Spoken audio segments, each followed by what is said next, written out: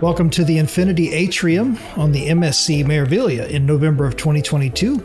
Hey everyone, I'm Patrick from Oakland Travel, and you'll notice some people looking at me a little bit, or looking at the camera, looking at me, looking at the camera as I'm walking through here, because there are sometimes when I'm doing the vlog recording, you know, that it's just kind of a little awkward walking through the crowd, you know, pretty much with a camera all the time recording everything.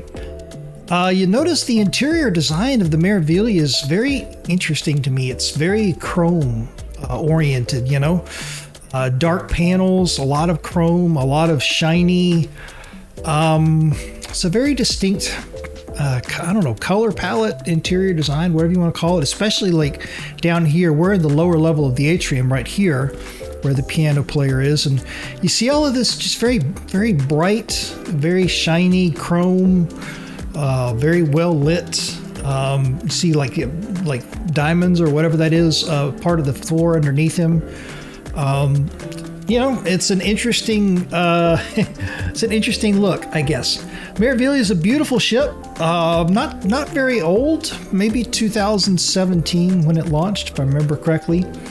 Down in this area, still just kind of wandering around. This is on the second day of a little 3-night cruise that was going to go over to the MSC Ocean Cay Marine Reserve in the Bahamas.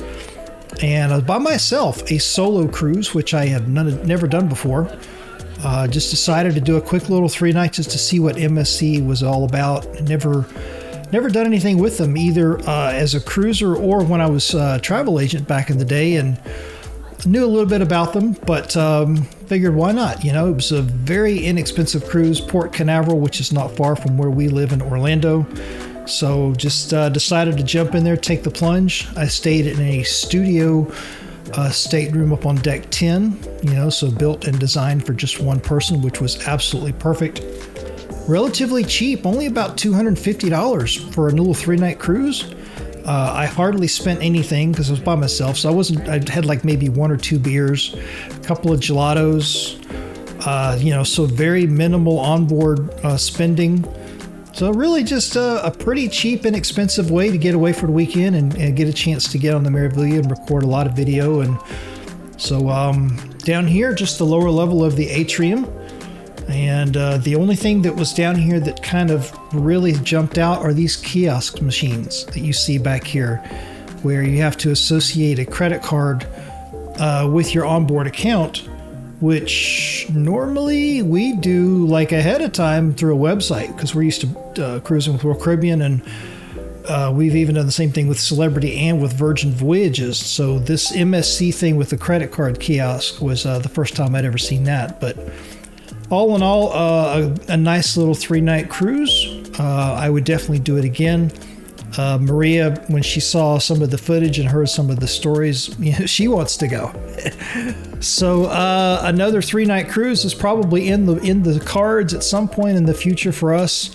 The Meraviglia, as of the time I'm putting this video together, is up in New York.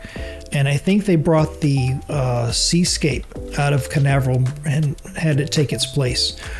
But it's still running the same little 3-4 night deals over to the Bahamas. So we would either jump on the Seascape, or if they bring the Meraviglia back down to Canaveral, we'd do another one of those. But very, continuing the design pattern I mentioned earlier, just very bright, shiny, you know,